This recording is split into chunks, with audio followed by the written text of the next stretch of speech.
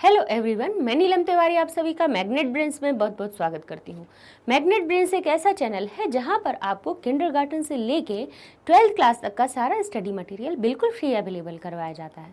तो जैसा कि हमने लास्ट वीडियो में आपको बताया था कि अब हम अपने जो नया एक टॉपिक शुरू करने वाले हैं वो है हमारा धातु रूप, धातु रूपाणी यानी धातुओं के रूप। अच्छा, धातु क्या होती है देखिए, जब हम धातुओं के रूप पढ़ें उसके पहले हमें क्या होना चाहिए, उनका ज्ञान होना चाहिए कि भैया इसमें करना क्या है ना। ये जो धातु है वो होती क्या है और धातुओं का प्रयोग कहाँ किया जाता है। जब तक कि हमें ये, जैसे हमने शब्द रूप में भी आपको यही चीज़ बताई कि जब तक भाई तलवार हाथ में दे दो और अगर उसको चलाना नहीं बताओ तो उससे क्या हो जाएगा कि कहीं ना कहीं हम अपने आप को चोट पहुंचा लेंगे।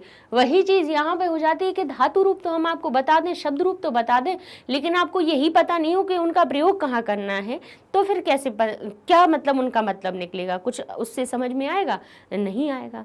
तो चलते हम आपको जैसे धातु रूप शुरू करें उसके पहले हम आपको उनसे परिचय करवाएंगे कि कहाँ कहाँ पर कौन सी धातु और किन कालों में उनका प्रयोग किया जाता है।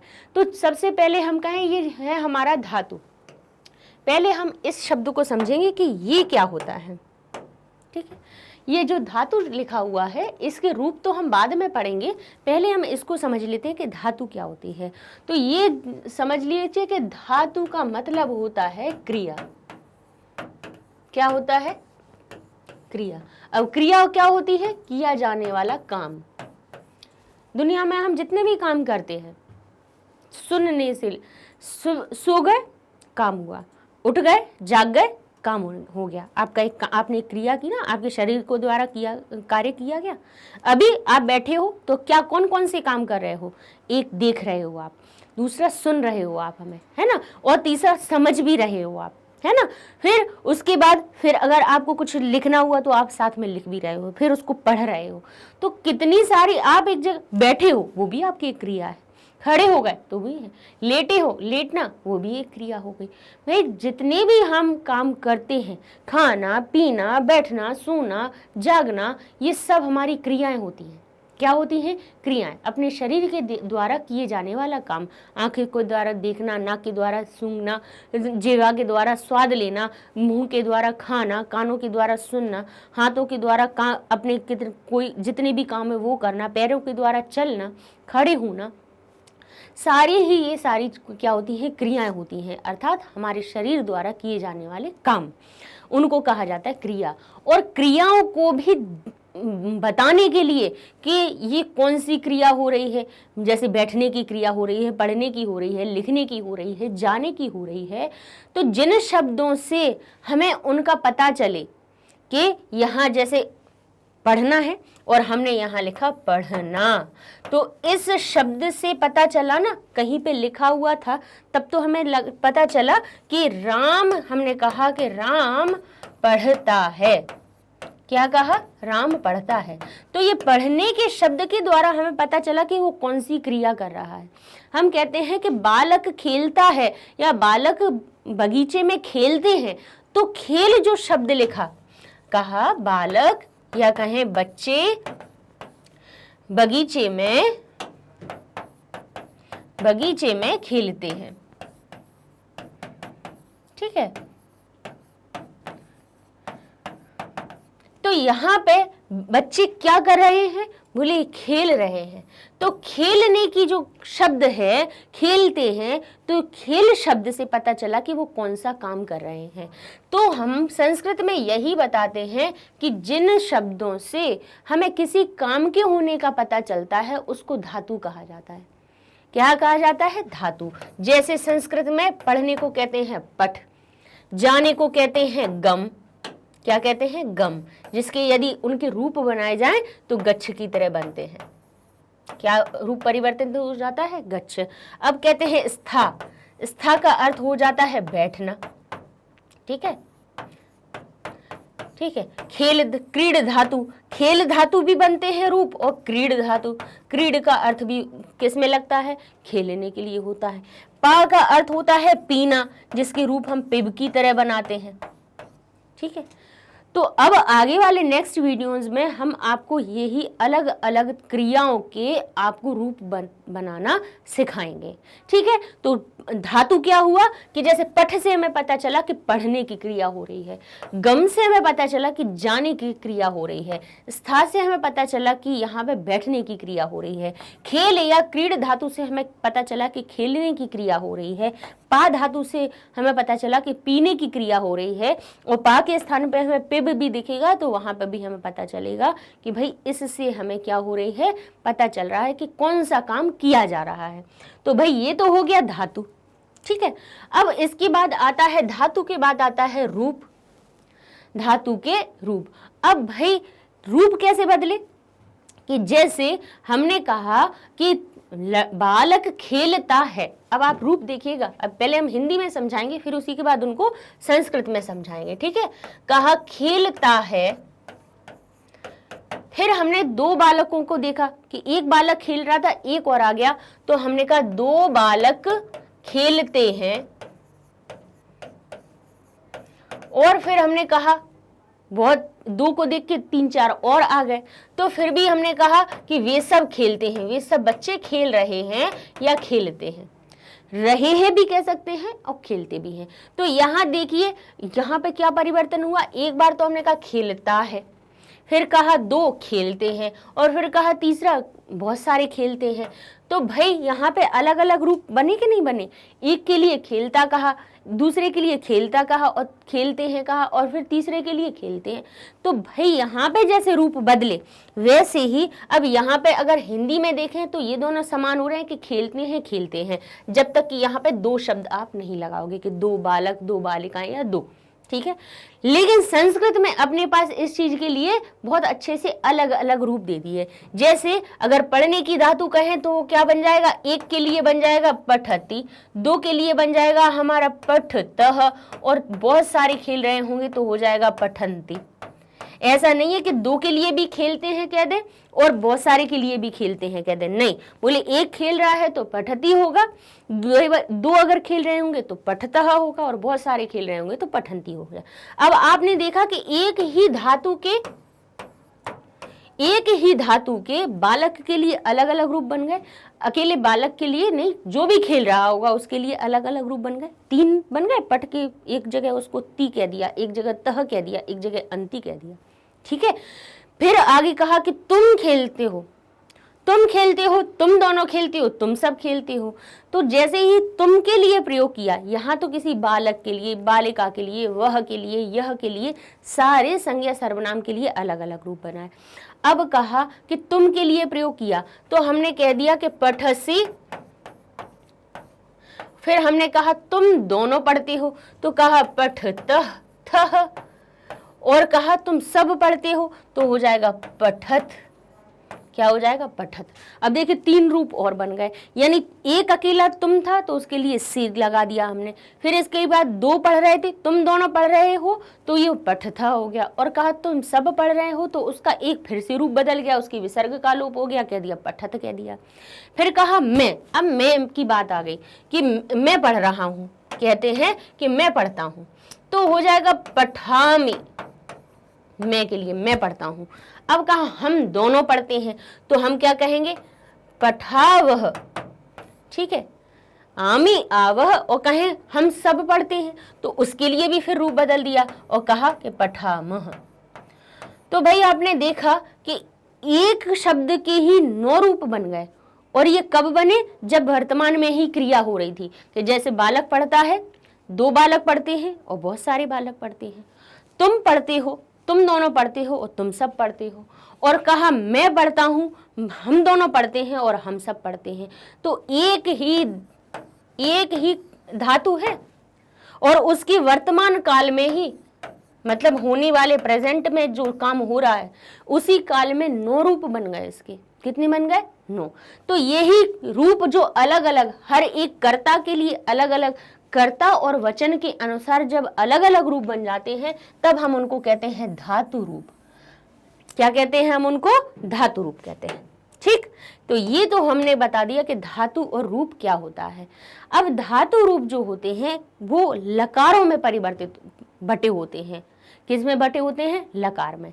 ठीक है, तो पहले हम आपको बताएं कि लकार क्या होता है। लकार का संबंध समझ लीजिए कि ये होता है काल से, यानी समय से। किससे? समय से। अर्थात धातुओं के जो रूप बन रहे हैं या कोई भी काम किया जा रहा है, तो भाई अभी हम कैसे देखिए बता सकते हैं।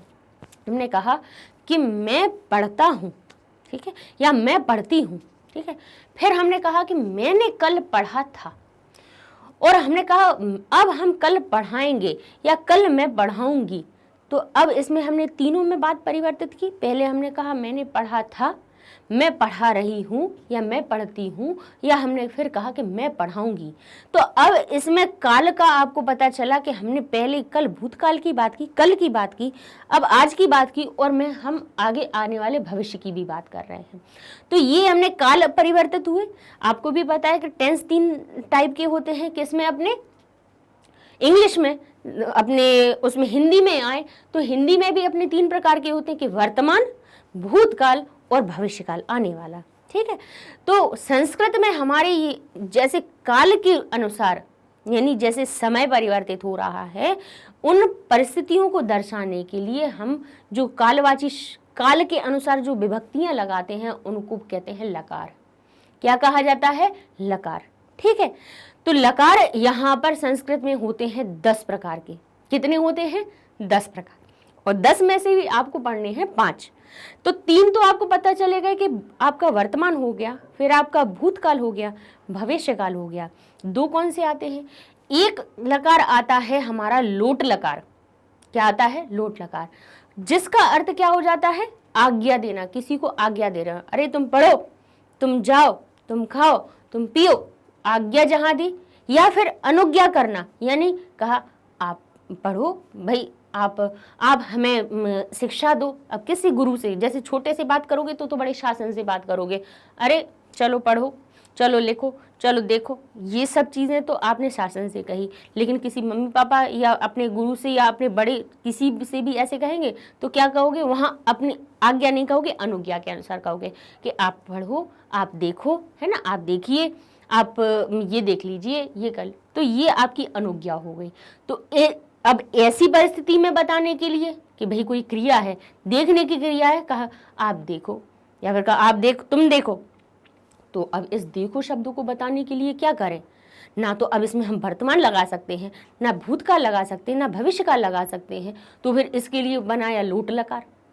फिर कहा अब जैसे बड़े अपने छोटों को जैसे समझाने के लिए क्या कहते हैं कि तुम्हें पढ़ना चाहिए, तुम्हें देखना चाहिए, तुम्हें अच्छे सब्जेक्ट से रिलेटेड जो भी चीज़ें हैं उनको पढ़ना चाहिए, उनको देखना चाहिए, तुम्हें विद्यालय जाना चाहिए। तो जहाँ चाहिए शब्द आ गया, तो जैसे हम अपने इंग्लिश में लगा देते हैं शुड, है ना, वैसे ही संस्कृत में चाहिए का अर्थ बताने के लिए हमारे पास जो लकार होता है वो होता है विधिलिंग लकार।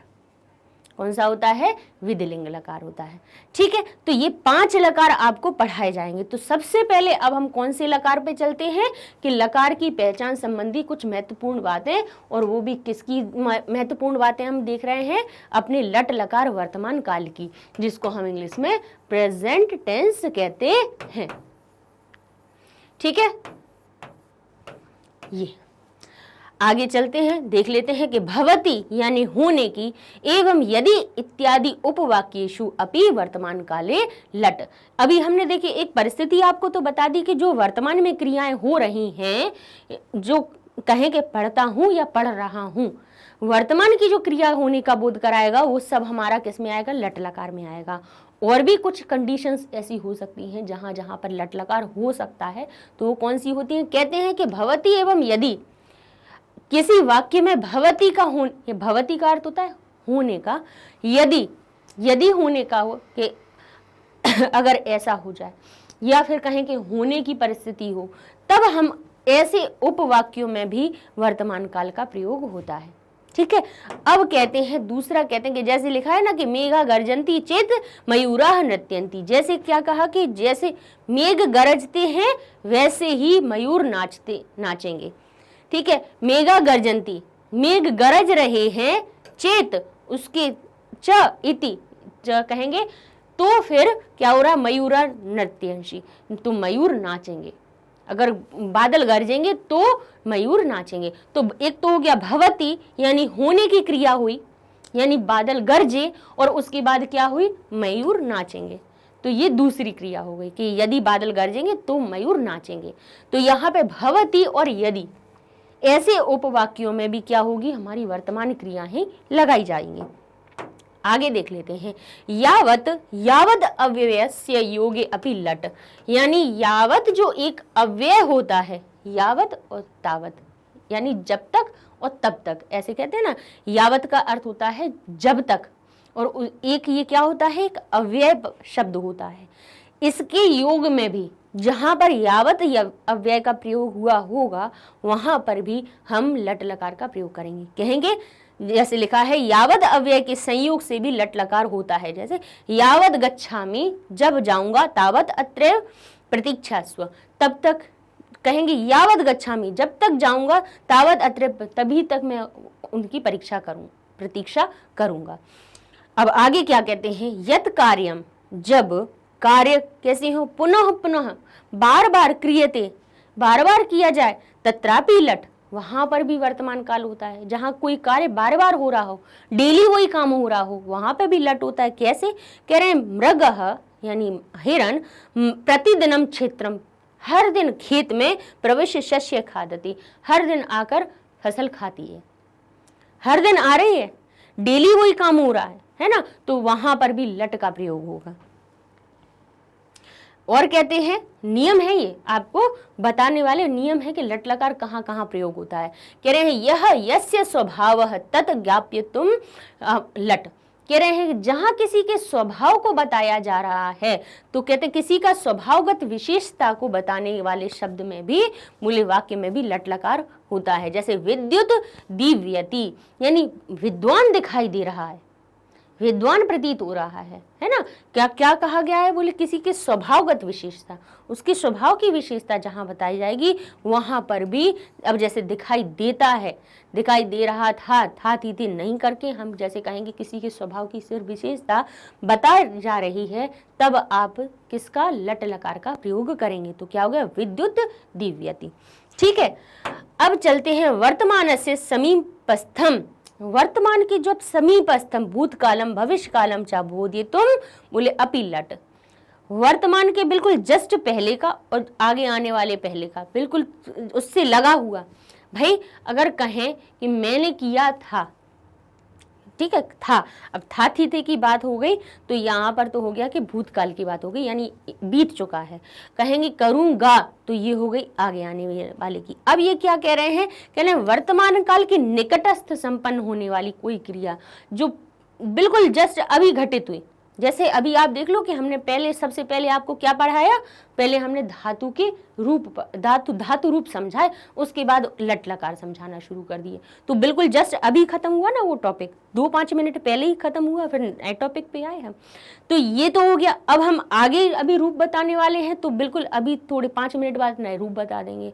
तो ये बिल्कुल वर्तमान से निकट वाली चीजें हो गई। इसको हम बिल्कुल ये नहीं कहेंगे कि पिछले बहुत समय पहले हमने आपको धातु रूप का बताया था, भाई अभी तो बताते ही तो चले आ रहे हैं। तो ये होता है निकटस्थ भूत और भविष्य, यानी वर्तमान के बिल्कुल पास में।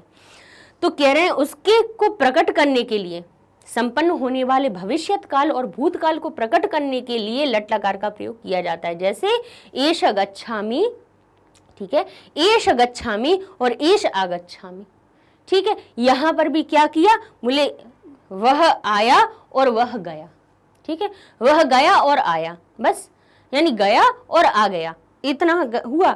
मतलब चला गया, कोई बच्चा है या बालक है कि वह गया और वह आ गया, ठीक है। तो यहां पर भी कौन सी क्रिया का प्रयोग होगा, हमारा लट लकार की होगा। ये नहीं है कि वह गया और आ गया। अब गया था कहते तो यहाँ पे भूतकाल की बात हो जाती, कहा कि वह गया और आ गया, इतनी बात हुई। तो कहा एष गच्छामि और क्या हो गया, आगच्छामि, एष आगच्छामि, जैसे ही गया वैसे ही वह आ गया। तो यहाँ पर भी आपकी लट लकार की क्रियाओं का प्रयोग होगा। तो अब देखिए कि लट लकार के प्रत्यय में कैसे हमारे प्रत्यय जुड़ते हैं, यानी क्रिया को वर्तमान काल में दिखाने के लिए कौन कौन से हमारे प्रत्यय लगाए जाते हैं, क्योंकि जैसे अब हमने कहा कि पठ है हमारी, गम है हमारी क्रिया, हमारी लिख है हमारी धातु, धातु या क्रिया हमारी पठ है, गम है, लिख है, पा है, स्था है। तो अब आप कहेंगे कि भाई उनके रूप कैसे बनाए जाएं, तो भाई उनके लिए प्रत्यय बनाए गए हैं। कहेंगे ती तह अंति। अब आप कहोगे यहाँ तह तो लिखा ही नहीं है, तो भाई ये जो स है आपको विसर्ग संधि में बताया है कि जो आधा सा अंत में होता है वो हमारे विसर्ग में परिवर्तित हो जाता है। तो आपको तस नहीं पढ़ना है तो आप तह लिख लीजिए, ठीक है। यहाँ पे सी और ये भस लिखा हुआ है, यहाँ आप लिख दीजिए था। हम इनको आपको सरल भाषा में बताए देते हैं। भाई ये थस जो शब्द था ये भस नहीं है, ये थस है, अर्थात थ में विसर्ग आएगा, ठीक है। तो ये जो हमारा स यहाँ पे विसर्ग में परिवर्तित हुआ, यहाँ पे भी विसर्ग में परिवर्तित हुआ। यहाँ वस जो शब्द है यहाँ पर भी ये हमारा विसर्ग के रूप में ही मिलेगा। पठ, पठवह ना करके पठवस ना करके पठवह कहेंगे, ठीक है। और यहाँ पे भी जो हमारा मस है वो हमारा मह हो जाएगा। क्या बन जाएगा? वो मह, ठीक है। तो अब ये तो दिखा दिए प्रत्यय। अब इन्हें याद कैसे करें? बोलिए हमारे साथ, ती तह अंति। आप इनको मत कीजिए, इनको छोड़ दीजिए, नहीं तो क्या थोड़ा आप कंफ्यूज हो जाओगे। बोलिए ती तह अंति, यानी कोई भी जो, जैसे कोई पठ ले लीजिए तो कहेंगे पठ में जोड़ेंगे तो हो जाएगा पठती, ये हो जाएगा पठतः और ये हो जाएगा पठंती। फिर कहेंगे पठसी, पठ में ही मध्यम पुरुष में आएंगे तो हम कहेंगे पठसी, फिर कहेंगे पठथः और कहेंगे पठत, फिर कहेंगे पठामी। अच्छा, बड़े आ की मात्रा का जरूर आगमन होगा, ये ध्यान कर लीजिएगा। जो भी धातु होगी उसमें बड़े आ की मात्रा हमारे उत्तम पुरुष में आप लगाएंगे तो कहेंगे पठ हो जाएगा पठामी, फिर कहेंगे पठावह और कहेंगे पठामह। तो ये वस ना हो के आप कहें क्या लगाएंगे इसको? वह, और ये इसका प्रयोग क्या करेंगे? मह। तो बोलिए पठामी, पठावह, पठामह, ठीक है। ये अच्छा याद करने के कैसे बिल्कुल सरल नियम होता है, करिए आप इसको। ये चीज याद नहीं कीजिए, ये चीज याद नहीं करिए, और ये भा नहीं है, था है, ठीक है। तो और करना क्या है, जो हमने अंदर अंदर लिख दिए हैं उनको याद करिए। तो कैसे कहेंगे? ती तह अंति, सी थह थ, आमी आवह आमह। आ कहाँ से बोल रहे हैं? बड़े आ की मात्रा लगानी है। बोलिए आमी आवह आमह, ठीक है। अब इनके हम आपको प्रयोग बता देते हैं, ठीक है। तो कैसे बनेंगे? पठती पठतः पठंती, पठसी पठतः पठत, पठामी पठाव पठामह। अच्छा, अब ये जरूर देख लीजिए कि प्रथम पुरुष, मध्यम पुरुष और उत्तम पुरुष। हालांकि हम कई बार ये चीजें आपको बता चुके हैं, लेकिन हमें ऐसा लगता है कि कहीं ऐसा नहीं हो कि भाई जहाँ पे हम वो चीज बताई उस तक हर बच्चा पहुंच पाया कि नहीं पहुंच पाया। तो धातु रूप का तो कहीं ना कहीं देखोगे ना आप, तो पता चल जाएगा। तो भाई पुरुष क्या होते हैं? भाई ये तो सीख लिया हमने कि ये रूप बनते हैं। बोले एक वचन के लिए ती तह अंति, सी थह थ, आमी आवह आमा, इस प्रकार से रूप बन जाते हैं। अब कहते हैं कि अगर भाई ये रूप बनते हैं तो ये पुरुष क्या है कि प्रथम पुरुष, मध्यम पुरुष और उत्तम पुरुष। ऐसा है कि एक है फिर बीच में खड़ा है उसके बाद अच्छा खड़ा है, ऐसा है का अर्थ कि प्रथम का मतलब पहला हो गया, और फिर आप सोचो मध्यम का मतलब हो गया उसके बाद में बीच में खड़ा हुआ, क्योंकि तीन पुरुष हैं तो आप समझो प्रथम का मतलब है पहला खड़ा, मध्यम का सोचो कि वो बीच में खड़ा हुआ है, और उत्तम का मतलब वो सबसे अच्छा खड़ा हुआ है। ऐसा नहीं है। इनका अर्थ क्या होता है? बोले इनको याद रखने का तरीका क्या होता है? देखिए यहाँ से बताते उत्तम पुरुष। उत्तम का अर्थ होता है मैं, यानी जो अपने आप को सबसे अच्छा समझना, वही होता है उत्तम। यानी मैं जहां पर शब्द हो, ठीक है, काम को करने वाला कौन? खुद, स्वयं। स्वयं जो होता है वो उत्तम होता है। फिर भाई जिसको बताई जा रही है, जिससे बातचीत हो रही है, जैसे अभी अपन बात कर रहे हैं ना, तो हम बात कर रहे हैं और आप सुन रहे हो, तो मैं उत्तम और तुम मध्यम हो गए। और बाकी जिसके बारे में बात कर रहे हैं, जैसे हम राम के बारे में बात कर रहे हैं, बालक के बारे में बात कर रहे हैं, या किसी भी अन्य संज्ञा या सर्वनाम के बारे में बात कर रहे हैं, तो वो हमारा प्रथम पुरुष में चला जाएगा। तो पुरुषों को कैसे विभाजित करेंगे आप कि मैं उत्तम, तुम मध्यम और बाकी सब संज्ञा सर्वनाम प्रथम, बाकी सब प्रथम, ठीक है। अब सब में कौन आ गए? बोले सारी संज्ञाएं आ गई। संज्ञा का अर्थ बहुत बड़ा होता है। संज्ञा का मतलब होता है नाम, और नाम कितने हैं? करोड़ों नाम है हमारे पास। संज्ञा और उसके स्थान पे होने वाले सर्वनाम, तो मैं उत्तम, तुम मध्यम और बाकी सब प्रथम। अर्थात मैं जहां पर प्रयोग हो रहा होगा, मैं, हम दोनों, हम सब, तब तो ये उत्तम पुरुष की क्रियाओं का प्रयोग करेंगे आप। जहां पर तुम शब्द का प्रयोग हो रहा होगा वहां पर हम मध्यम पुरुष की क्रिया का प्रयोग करेंगे। और जहां पर आपकी प्रथम पुरुष का बोध हो रहा होगा, यानी किसी भी लड़के का नाम, लड़की का नाम। अच्छा, ये जरूर देखिए, अभी तक शब्द रूपों में ये चीज का प्रभाव पड़ रहा था कि संज्ञा यदि अर्थात लड़का है तो लड़का के संग में तत् शब्द के हम पुल्लिंग वाले रूप बना रहे थे, लड़की के लिए तत् शब्द में हम स्त्रीलिंग के रूप बना रहे थे, है ना। किसी नपुंसक लिंगवाची शब्द के लिए हम अलग रूप बना रहे थे। लेकिन ये हमारी जो क्रिया है वो कहती है हमें सिर्फ दो चीजों से फर्क पड़ता है। एक तो पुरुष, पहला तो पड़ता है काल का प्रभाव कि भाई किस काल में काम हुआ जा रहा है, वो वाली क्रिया उठाना है। बोले फिर दूसरा प्रभाव पड़ता है हमारा पुरुष से, यानी करने वाला कौन है, प्रथम में है, मध्यम में है या उत्तम में। उसको नहीं फर्क पड़ता कि मैं, यानी अगर हम अपनी बात करें तो हम स्त्रीलिंगवाची शब्द में आ रहे हैं, ठीक है, लड़की या उनके रूप में आ रहे हैं तो ये हो जाएगा मैं। और भाई कोई बच्चा है, वो चाहे लड़का हो या लड़की हो या जो भी सुन रहा है, वो सब हमारा किस में आएगा, मध्यम पुरुष में।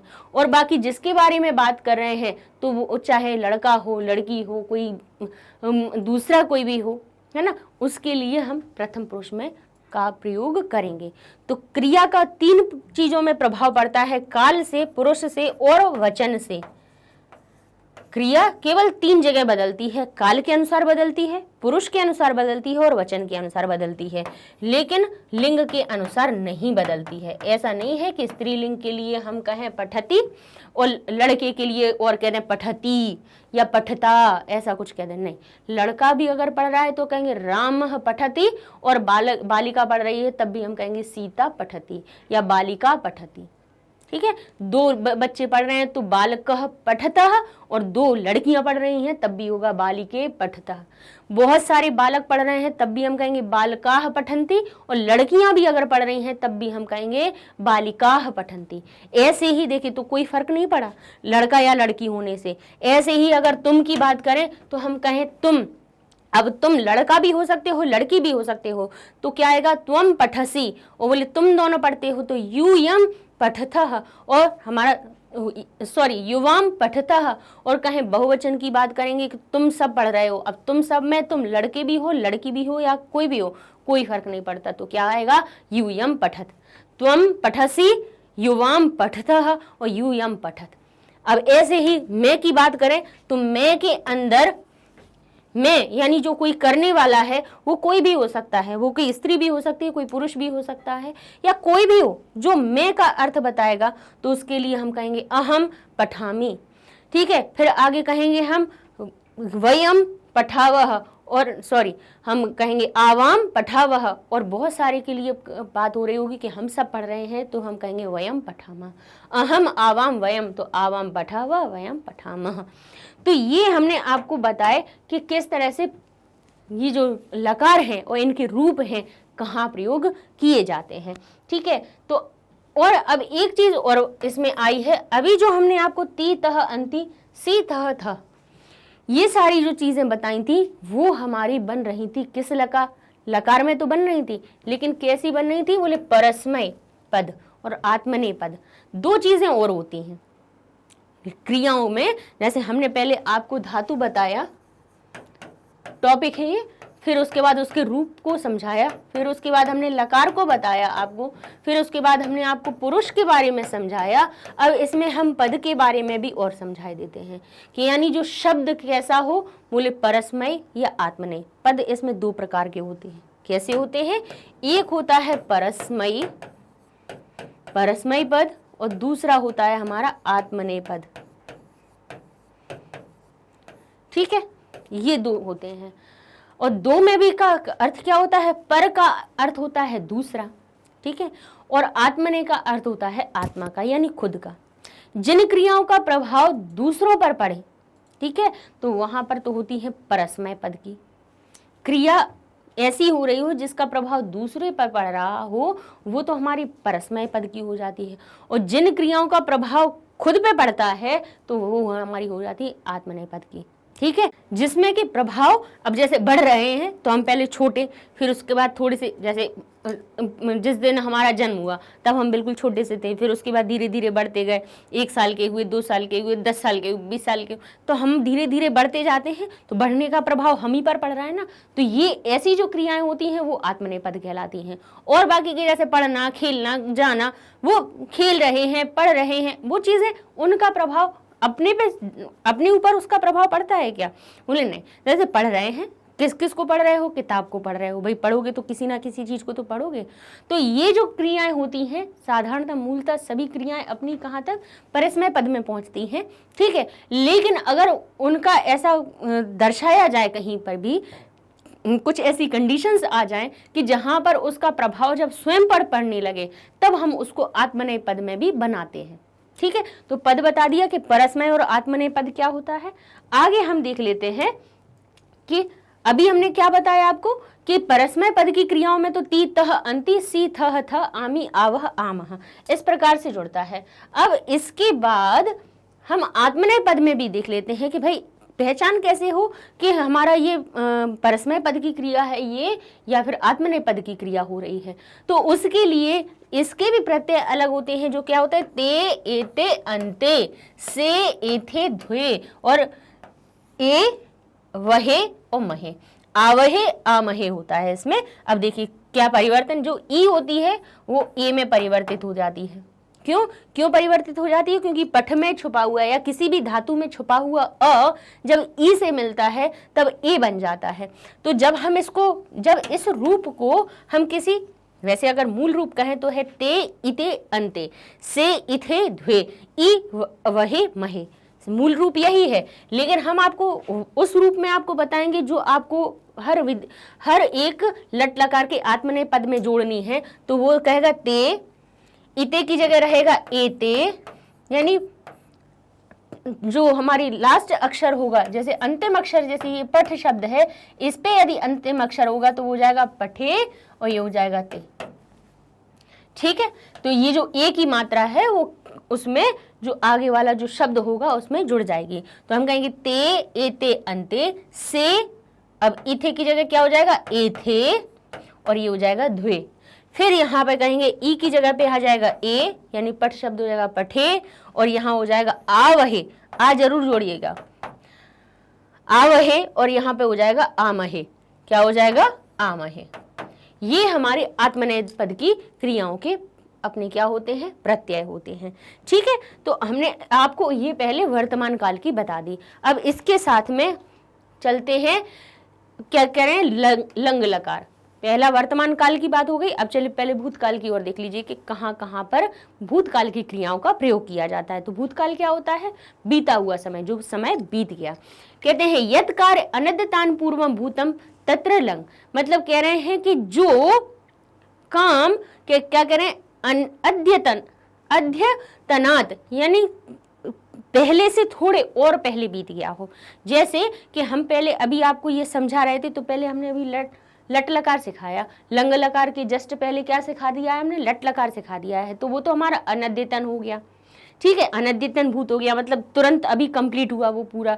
लेकिन कहें कि इस वीडियो के पहले हमने आपको शब्द रूप पढ़ाया था, तो वो क्या कह रहे हैं कि उसके अनद्यतन, उसके पूर्व में किया हुआ कार्य भूतकाल में होता है। कि जैसे हमने शब्द रूप पढ़ाया, लास्ट वीडियो में पढ़ाया था, तो वो हो गया भूतकाल। लेकिन इसी में जो हमने पहली वाली स्लाइड में कुछ पढ़ाया वो अनद्यतन हो गया। ठीक है, तो कहते हैं अर्थात ऐसा कार्य जो चल रहे समय से पहले संपन्न हुआ हो वहां लंग लकार होता है। ठीक है, कि अहम एकदा वने चरण अपश्यम, मैंने एक बार वन में देखा। ठीक है, तो ये हमारा क्या हो गया? भूतकाल हो गई कि मैंने पहले देखा। अब कहते हैं उपर्युक्त वाक्य में क्रिया शब्द के द्वारा कार्य पहले संपन्न होने का बोध बता रहा है कि मैंने एक बार पहले क्या देखा? बोले ये गलत लिखा हुआ है, चरण अपश्यम नहीं, तो लिख दीजिए सिंहम अपश्यम, सिंह को देखा, गजम अपश्यम, गज को देखा। ठीक है, वो मिसप्रिंट था, चरण शब्द लिख दिया है। अब उपर्युक्त वाक्य में आए क्रिया शब्द द्वारा क्या बता रहे हैं कि मैंने एक बार जंगल में शेर देखा था, अभी नहीं देखा है, या ये नहीं है कि मैंने पढ़ते पढ़ते देख लिया है, नहीं। तो ऐसी हमारी जो परिस्थिति होती है उसमें क्या होता है, भूतकाल होता है। फिर कहते हैं संस्कृत भाषा में भूतकाल की क्रिया 3 रूप में होती है। भूतकाल भी 3 तरह से बदलता है। बोले कैसे बदलता है? एक होता है हमारा अनद्यतन भूत, जो अभी हमने बताया है कि जस्ट पहले जो लट लकार बताया वो अनद्यतन भूत है, तुरंत अभी समाप्त हुआ है, ठीक है। फिर कहते हैं परोक्ष भूत, यानी जो पहले हो चुका है, ठीक है। और सामान्य भूतकाल, सामान्य भूतकाल जैसे हर एक जो हम पुरानी भी बात कर रहे हो या कोई भी बात कर रहे हो वो हमारी सब भूतकाल में हो जाती है, पहली बीती हुई बात है, ठीक है। अब कहते हैं लंग लकार के प्रयोग संबंधी कुछ महत्वपूर्ण बातें कैसी हैं कि लंग लकार के क्रियापद बनाने हेतु धातु से पूर्व अवर्ण का योग होता है। जब भी भूतकाल में आप क्रिया बनाएंगे, जब भी लंग लकार की कोई भी क्रिया बनाएंगे, तो ये जो हमारी पट है इसके पीछे आने वाले प्रत्यय तो अलग बात है, इसमें हर जगह आपको अ लगाना पड़ता है। क्या लगाना होता है? अ लगाना होता है। तो जैसे पट धातु है तो हो जाएगी पहले अपठ, अब उसके बाद कहें त तो हो जाएगा अपठत, फिर कहेंगे अपठताम, अपठतन, ठीक है। तो ये हमारे क्या हो जाते हैं, लंग लकार में धातु से पूर्व अवर्ण लगाया जाता है, जैसे अपठत, अगच्छत, अपिबत, ठीक है। अब आगे कहते हैं संस्कृत भाषा में वर्तमान की क्रिया के शब्द के तुरंत बाद, ठीक है, क्या कह रहे हैं, वर्तमान काल की क्रिया के तुरंत बाद इसमें शब्दांश जोड़कर साधारण भूत बनाया जाता है। क्या जैसे तुरंत वर्तमान काल के, जैसे हमने कहा पठती, जैसे पढ़ रहा हूं या पढ़ता हूं।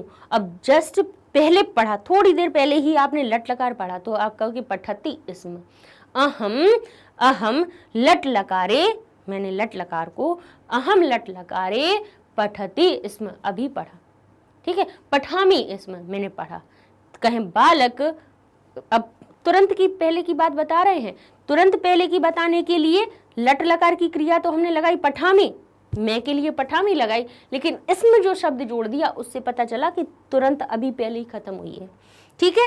क्या कहते हैं, तुरंत बाद, इसमें शब्दों को जोड़कर साधारण भूतकाल बनाया जाता है। कहते हैं, कह रहे हैं काश्यद्रानाम प्रति वसति, ठीक है।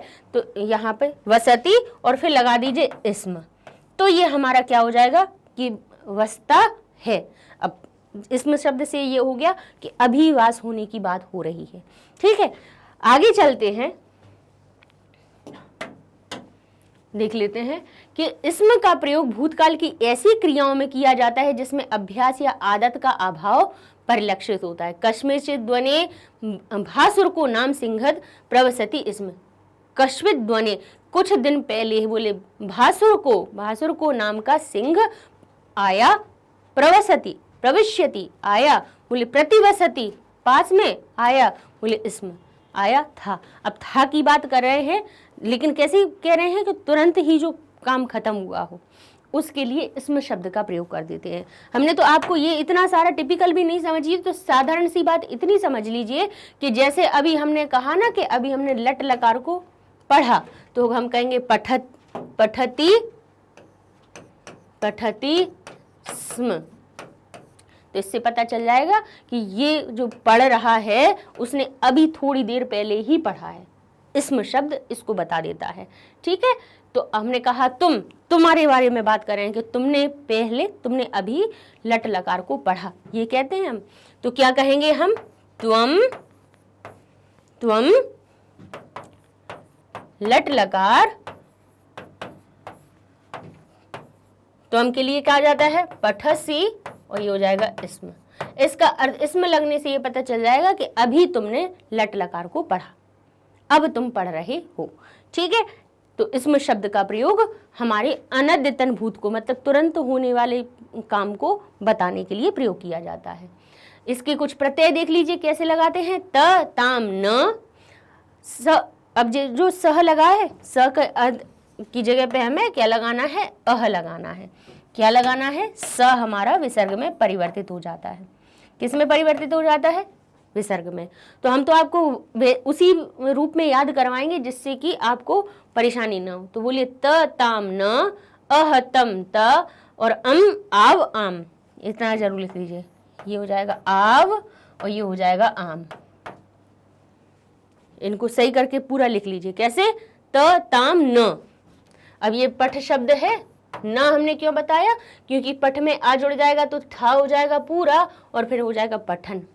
तो अन भी मत बोलिए, अन बोल लीजिए। त ताम अन, अह तम त और आव आम। तो ये क्या हो जाएगा? पठम, पठाव, पठाम। यहाँ के विसर्ग का गायब हो गया। अपने लटलग अपना जो वर्तमान काल था उसमें विसर्ग लगे हुए थे, लेकिन इसमें विसर्ग नहीं लगे हुए हैं। ठीक है, तो ये हमारे किस में जुड़ते हैं? लंग लकार में जुड़ जाते हैं। अब आगे देख लीजिए कि जैसे रूप कैसे बने। बोले अपठत, सब में अ आगे लगाना है, ये हमने आपको बताया ही है कि त ताम न ये तो पीछे लग रहे हैं, अह तम त ये पीछे लग रहे हैं, आव आम ये भी पीछे लग रहे हैं। लेकिन भूतकाल की कोई भी क्रिया बनेगी उसकी पहचान यही होती है कि उसमें आगे अ लगा हुआ होता है। क्या लगा हुआ होता है? अ लगा हुआ होता है। तो इससे हमारी पहचान हो जाती है कि ये हमारी भूतकाल की क्रिया हो रही है। तो कैसे कहेंगे? त ताम न अह तम त म आम आव आम, आम आव आम। बस ये इस तरह से आपकी लंग लकार की भी ये कौन सी हो जाएगी? हमारी परस्मय पद की, परस्मय पद की क्रिया हो जाएगी। और वही आत्मनेय पद में अगर लगाना होगा तो क्या हो जाएगा? त। प्रथम पुरुष के लिए पहले एक वचन में क्या लगेगी? त, यानी पठत, सिर्फ अपठत। और यहाँ पे ई है तो हमने ई का भी आपको बताया था कि जहां पे भी जो ई होती है वो ए में परिवर्तित हो जाती है। तो हो जाएगा ए ताम और कहेंगे अंत, फिर कहेंगे था ए थाम ध्वम। ई की जगह हो जाएगा ए और वही और महे। ये आत्मनेय पद में जोड़े जाने वाले प्रत्यय हैं। ठीक है, चलिए आगे देख लेते हैं। तो कहते हैं भविष्य काल की बात बताते हैं कि भविष्य का क्या होता है? आगे आने वाली बात जो हम आगे करेंगे, अभी कर नहीं रहे हैं लेकिन वो चीज होगी। करने की कहा कि कल हम नए शब्द रूपों को पढ़ेंगे, कल हम कारक को पढ़ेंगे। तो ये जो हम आगे आने वाली बात को बता रहे हैं वो हमारी होती है भविष्यत काल, जिसको हम संस्कृत में कहते हैं लिट लकार। क्या कहते हैं? लिट लकार। तो यत क्रिया आगमने काले संभाविता तत्र लिट अर्थात लकार भवति, अर्थात जिस क्रिया रूप से उसके संपन्न होने का बोध हो। ठीक है, और वो भी कौन से? बोले आने वाले समय में होता है, वहां लिट लकार होता है। कौन सा होता है? लिट लकार। ठीक है, छात्र गमिष्यति, छात्र जाएगा। बोले मित्रे हसिष्यति, और मित्र हंसेगा। ठीक है, ये हमारी कौन सी हो गई? वर्तमान की बात हो गई। ठीक है, अहम विद्यालयम गच्छामि, गमिष्यामि। गच्छ तो हमारा कहाँ पे? अपने चार लकारों में बनता है। अभी जब गम की धातु पढ़ाएंगे तब आपको बताएंगे कि गम जो धातु जाने की होती, कई ऐसी धातुएं होती हैं जिनके मूल रूप कुछ होते हैं और उनके जब क्रियाओं में रूप बनाए जाते हैं तो बदल जाते हैं। जैसे गम धातु जाने की होती है और वो हमारी क्या बन जाती है? गच्छ बन जाती है। उसके रूप जब बनते हैं तो उसको हम गच्छति, गच्छता, गच्छन्ति कहते हैं। गमति, गमतः, गमन्ति नहीं कहते हैं। पीने की धातु होती है तो उसको पा कहा जाता है, लेकिन जब इसकी हम रूप बनाते हैं तो कहते हैं पिबति, पिबतः, पिबन्ति। ठीक है, पिबसी, पिबथः, पिबथ, पिबामी, पिबावह, पिमावह। ये हम कब? पिब बना देते हैं पा को। अच्छा, और कहाँ कहाँ पे? जैसे गम है तो कहाँ गम ही अकेली लिखी जाएगी? तो भविष्य काल में। पा धातु है तो उसको भविष्य काल में पिब नहीं बनाएंगे, पाश्यति, पाश्यतः, पाश्यन्ति ही बनाएंगे। तो ये चीजें अभी अब जब धातु रूप पढ़ेंगे उसमें साथ साथ में बताते जाएंगे। तो कह रहे हैं वस्तुतः संस्कृत भाषा के अंतर्गत भविष्यत काल की क्रिया का बोध कराने के लिए दो काल रूपों का प्रयोग किया गया है। अनद्यतन भविष्य, बिल्कुल जस्ट अभी आने वाला है, क्योंकि अभी हम जैसे तुरंत धातु रूप सिखाएंगे। तो ये तो आप क्या हो गया? कैसा? अनद्यतन, तुरंत आने वाला भविष्य। और सामान्य भविष्य, सामान्य हमने आपको बताया कि कल हम आपको कारक पढ़ाएंगे, फिर उसके बाद हम आपको चित्र वर्णन समझाएंगे, फिर उसके बाद हम आपको अनुच्छेद लेखन समझाएंगे, उसके बाद हम अपनी शेमुशी पुस्तक को पढ़ाएंगे। तो भाई ये सब भविष्य आएगा। लेकिन अभी हम कहें कि इसके बाद अभी हम आपको बताते हैं कि कौन से क्रियाओं को जोड़ना है, ठीक है। तो ये अनद्यतन हो गया। उपर्युक्त दोनों में से दूसरे का प्रयोग सर्वत्र देखा जाता है, यानी सामान्य भविष्य तो हर जगह बताया ही जाता है, किंतु पहले का प्रयोग आज संपन्न होने वाली क्रिया के साथ होता है, ठीक है। तो ये हमारा क्या हो गया, भविष्य काल की हो गया। जुड़ने के बाद देखिए कैसे रूप बनते हैं। बोले आपने लट लकार की याद की, ती तह अंति सी था आमी आव आमह, बोले हाँ की है। तो बस कुछ नहीं करना है, आपको सब में श और लगा देना है। ती तह अंति तो है ही, बस ती तह अंति सीता था आमी आवह आमह के पहले आपको श शब्द लगा देना है। तो पठ बन जाएगा पठिष्यति, पठिष्यथः, पठिष्यन्ति, पठिष्यसि, पठिष्यथः, पठिष्यथ, पठिष्यामि, पठिष्यावः, पठिष्यामः, ठीक है। यानी पढ़े लड़का बोले पढ़ेगा, दो लड़के पढ़ेंगे, बहुत सारे लड़के पढ़ेंगे।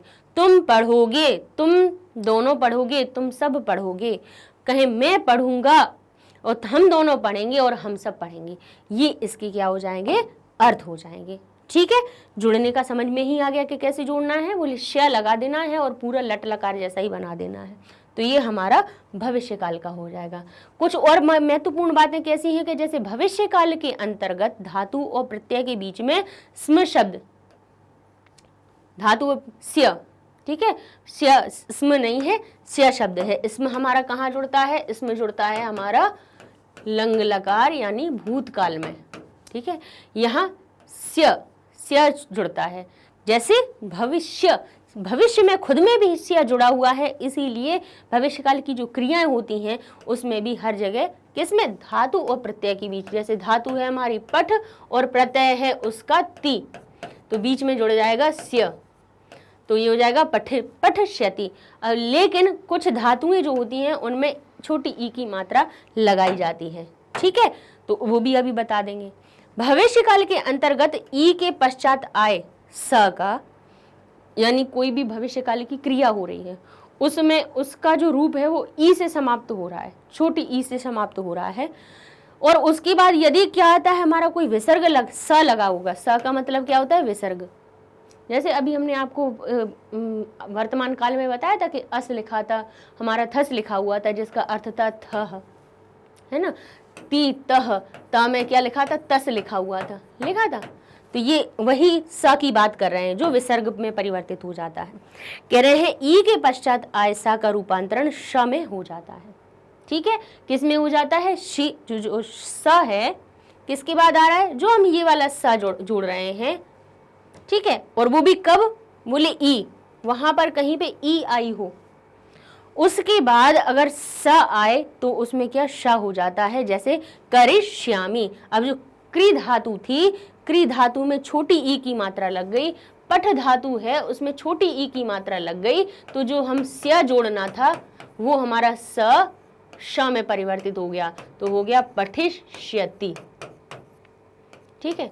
ये वाला श बन जाएगा क्योंकि छोटी ई की मात्रा के बाद स आ रहा है। तो यही तो कह रहे हैं कि भविष्य काल के अंतर्गत छोटी ई की मात्रा के बाद अगर स आता है तो उसका परिवर्तन किस में हो जाता है, बोले श में बदल जाता है। जैसे करिष्यामि, गमिष्यामि, पठिष्यामि। अब कुछ धातुएं अनिट होती हैं जिसमें स्य से पूर्व ई का योग नहीं होता है। कुछ अनिट धातुएं भी होती हैं जो हम आगे अभी आपको जब धातु रूप समझाएंगे तब हम आपको उनमें बताएंगे कि सेठ धातु कौन सी होती है, अनिट धातुएं कौन सी होती हैं, ठीक है। जैसे अभी अपन ने परस्मय और आत्मनेय पद पढ़ा, ऐसे ही सेठ और अनिट धातुएं, धातुओं के भी प्रकार होते हैं, ठीक है। उनको अभी आगे, अब इंट्रोडक्शन पढ़ रहे हैं ना, तो पहले उसको पढ़ते हैं, फिर हम आपको ये भी बताएंगे कि सेठ और अनिट धातुएं कौन कौन सी होती हैं। तो कह रहे हैं कुछ धातुएं अनिट होती हैं जिनमें स्या के पूर्व ई का प्रयोग नहीं होता है, ठीक है। जैसे पठ में पठिष्यति हो गया, ई का आगमन हुआ। कर धातु में भी हो गया हमारा, लेकिन कुछ धातु में नहीं होता है। अब किन में नहीं होता है अभी वो बताएंगे। अब कहते हैं भविष्य काल में वर्तमान काल की तरह ही प्रत्यय लगाए जाते हैं। देखिए वही चीज हम पहले ही बता चुके हैं कि जो प्रत्यय होते हैं वो तीतः अंति वर्तमान काल की तरह ही चलते हैं, ठीक है। तो अब हमने इस तरह से आपको लिट लकार का बता दिया। अब लोट लकार और समझ लीजिए, उनको कहाँ करेंगे, कह रहे हैं आज्ञार्थ लोट, यानी जहां पर आज्ञा दी जाए वहां पर होता है लोट लकार, अर्थात आदेश यानी आज्ञा के अर्थ में लोट लकार का प्रयोग होता है। जैसे नयत ए नमस्वम, नयत यानी क्या कहा, जैसे ये तो चलिए अब ये थोड़ा सा आपके लिए थोड़ा सा कठिन हो सकता है, तो अगर हम आपको सरल सी भाषा में बताएं तो हम क्या देते हैं, त्वम पठ, यानी तुम पढ़ो। क्या कहा, तुम पढ़ो। तो पढ़ने की जो धातु है, आज्ञा दी जा रही है, तो ये क्या हो जाएगी हमारी, लोट लकार में उस धातु को बनाएंगे। ठीक है, जैसे तुम गच्छ, तुम जाओ, ठीक है, तुम पढ़ो। तो जो हमारा लोट लकार होता है वो किसका बताता है, आदेश के अर्थ में इसका प्रयोग किया जाता है। आशीर्वाद अर्थ, आशीर्वाद के अर्थ में भी बोले किया जाता है, जैसे यशस्वी भव, तुम यशस्वी हो, दीर्घायु भव, तुम दीर्घायु हो। तो आशीर्वाद के अर्थ में भी हम लोट लकार का प्रयोग करते हैं। कहते हैं समर्थ प्रश्ने च, सामर्थ्य प्रश्ने च लोट लकार, अर्थात समर्थता बताएं कि हमारे अंदर समर्थता है, यानी पाठ पढ़ने की सामर्थ्य है, हम उस चीज को कर सकते हैं, या किसी भी व्यक्ति की सामर्थ्यता को बताने के लिए भी हम लोट लकार का प्रयोग करते हैं। और कह रहे हैं प्रश्न के अर्थ में भी लोट का लकार प्रयोग किया जाता है। किम ते ददानी, क्या वो दे सकता है, किम ते ददामी, क्या वो दे सकता है, तो ये प्रश्न हो गया, यानी उसके अंदर इतनी सामर्थ्य है कि वो दे सकता है ना। तो यहाँ पर भी जैसे ऐसी वाक्य आ जाते हैं कि उसकी सामर्थ्यता देखी जाती, क्या वो पढ़ सकता है, क्या वो देख सकता है। तो यहाँ पर आज्ञा नहीं दी, आशीर्वाद नहीं दिया, लेकिन ये जरूर पूछा, उसकी सामर्थ्यता पे प्रश्न किया गया कि क्या पढ़ सकते हो, क्या तुम पढ़ सकते हो, क्या वह पढ़ सकता है, क्या मैं पढ़ सकता हूँ। तो ये क्या हो गया, प्रश्न हो गया। यहाँ पर भी लोट लकार का प्रयोग किया जाता है। ठीक है, कहते हैं सिंधुमपि शोष्याणी सामर्थ्य, वही अर्थ हुआ कि जैसे सिंधुमपि शोष्याणी, यहाँ सामर्थ्यता बताई जा रही है, सिंधु को भी शोषित कर सकते हैं। क्या कह रहे हैं, सागर को भी शोषित करना, यानी सुखा देंगे, सुखा देने की सामर्थ्यता बताई जाए तो वहां पर भी हमारा लोट लकार होता है। अब कहते हैं आमंत्रण, आमंत्रणार्थे अपि लोट, किसी को आमंत्रित किया जा रहा हो वहां पर भी हमारा लोट लकार होता है ना। कि कहते हैं त्राहिमाम, त्राहिमाम यानी मुझे बचाओ, त्राहि त्रास से, दुख से मुझे बचाओ। तो ऐसे में भी क्या होता है, हमारा आमंत्रण के लिए कि भाई किसी को पुकार रहे हो ना क्या आप बचाने के लिए, तो आमंत्रित कर रहे हो ना, तो उसमें भी हमारा क्या होता है, लोट लकार की प्रयोग होता है। फिर कहते हैं नियंत्रणार्थ, नियंत्रण अर्थ में भी लोट लकार का होता है। जैसे हस्तव ऊपरी कुरु, यानी क्या कह रहे हैं, हस्त को ऊपर करो, हाथ को ऊपर करो, यानी नियंत्रण करो उस पर अपनी, है ना, पैर को ऊपर रखो, आंखों को सामने देखो। तो ये नियंत्रण कर रहे हैं किसी चीज पर, अपनी इंद्रियों पर नियंत्रण करना या किसी भी चीज पर नियंत्रण करना, उस स्थिति में भी हम लोट लकार की धातु का ही प्रयोग करेंगे। ठीक है, तो ये हमने आपको लोट लकार के क्या बता दिए, उसका नियम बता दिया। अब इसके में अगर परस्मय पद के देखेंगे तो क्या जुड़ते हैं, बोले तू ताम अंतु, फिर कहेंगे तू तम त, और यहाँ हो जाएगा आनी आव आम। अच्छा, यहाँ पे जो ये होता है मध्यम पुरुष का, यहाँ पे इन्होंने गलत लिखा हुआ है, यहाँ सिर्फ अ होता है, सिर्फ अ होता है, तू या तात नहीं है, यहाँ पे सिर्फ अ लिख लीजिए। यानी जैसे पठ क्रिया है तो पठ धातु में सिर्फ क्या होता है, ठ हलंत में होता है, बस इसका हलंत हट जाएगा। गम धातु होगी तो वो अकेली गच्छ हो जाएगी। लिख धातु जो ख आधा होगा वो पूरा हो जाएगा। तो अ तम ता आनी आव आम। ठीक है, यहाँ पर अब आप देखोगे तो बहुत कुछ आपको लंग लकार जैसी क्रियाएं दिख रही होंगी कि त की जगह तू हो गया, तो त ताम अंतु, त ताम न वहां पर था, इधर हो गया तू ताम अंतु। यहाँ का यहाँ पढ़ा था, क्या पढ़ा था, अह तम त। ठीक है, यहाँ का है हमारा क्या हो गया था, अम आव आम, यही पढ़ा था। अब आप कहोगे कि यहाँ तो भाई सेम दिख रहा है, लंग लकार जैसा दिख रहा है, तो अब हम कैसे समझेंगे कि ये लोट लकार की क्रिया हम कैसे बनाएंगे। तो लोट लकार में बस जो धातु के सामने अ लगाया जाता है, लंग लकार में बस वो नहीं आएगा। लंग लकार के सामने जो अ आता है बस वो नहीं लगाया जाता है। इसीलिए अगर पीछे वाले ये शब्द समान भी हो तो भी कोई फर्क नहीं पड़ता। तो इनको याद करने का तरीका क्या करेंगे आप, लंग लकार की क्रिया लिख लीजिए और उसके बाद इनको लिख लीजिए, बस थोड़े थोड़े से परिवर्तन होगा और बिल्कुल वैसी की वैसी आपकी बन जाएंगी। ठीक है, तो कैसे बन जाएगा, जैसे पठतु, पठताम, पठंतु, उसमें कैसे पढ़ा था हमने, पठत और ता कैसा था, हलंत, त ताम न, अह तम त, आनी आव आम। तो आप कहोगे बहुत कुछ एक जैसा मिल रहा है, तो बस क्या असमानता है, आ नहीं लिखा हुआ है। ठीक, जो आ नहीं लिखा है उसी से हमारा क्या हो गया, ये लोट लकार हो गया। अब हम कहते हैं विधिलिंग और देख लेते हैं। तो अपने पांचों लकार का हम आपको अपना इंट्रोडक्शन पूरा हो जाएगा और उसके बाद फिर क्रियाओं के रूप बनाना शुरू करेंगे। कह रहे हैं उपदेशे विधिलिंग, अर्थात सीख, तुम्हें ऐसा करना चाहिए। उपदेश देने के अर्थ में मूल विधिलिंग लकार का प्रयोग किया जाता है। सत्यम ब्रूयात प्रियम ब्रूयात, यानी सत्य बोलो और प्रिय बोलो। ये आपको नसीहत दी जा रही है, ये आपको उपदेश दिया जा रहा है, ये आपको क्या उपदेश या सीख दी जा रही है, उसमें आपका विधिलिंग लकार की क्रियाओं का प्रयोग करते हैं। संभावनायाम विधिलिंग, यानी संभावना को दर्शाने के लिए भी क्या होता है, इसका प्रयोग किया जाता है विधिलिंग का। कहते संभवतः अद्य वृष्टि भवेत्, यानी संभवतः आज वर्षा होगी, आज बारिश होगी। तो ये भवेत् जो भव धातु है, होगी। अब क्या कहा कि संभवतः आज बारिश होगी। अब इस अर्थ में तो आपको भविष्य लगाना चाहिए था, होगी गागी का अर्थ आ रहा है, तो भाई नहीं, कह रहे हैं संभावना अगर दर्शाई जा रही हो तो वहां भविष्य नहीं लगाना, वहां अपना विधिलिंग लगाना।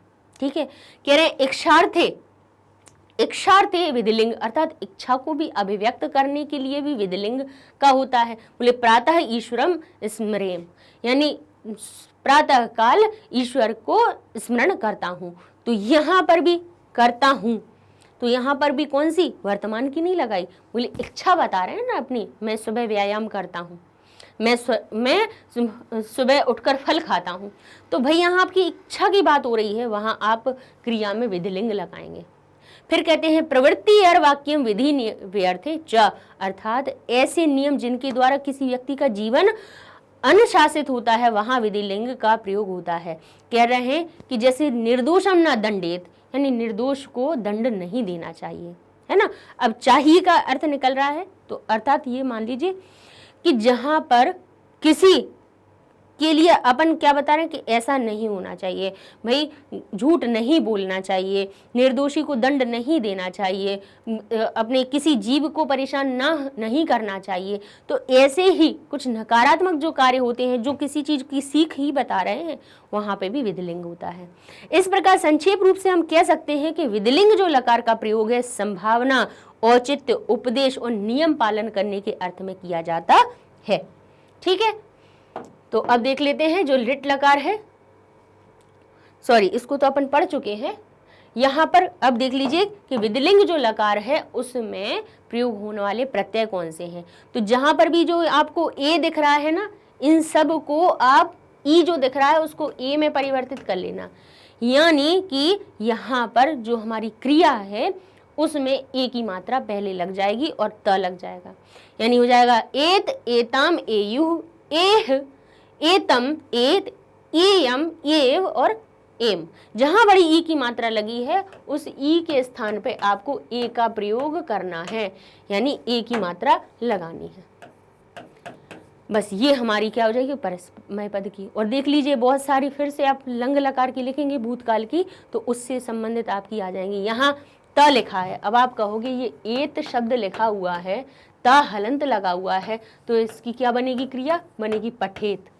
क्या बन जाएगी, पठेत।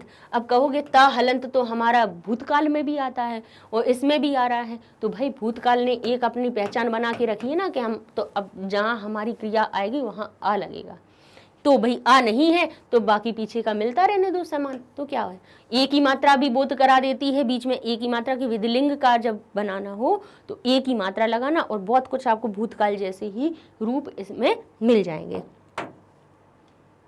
ठीक है। और आत्मनेय पद की क्रिया बनाएंगे तो वो भी अपनी यहाँ लिखी हुई है, बस ये करना कि ई की जगह पर अपन को ए लगाना है।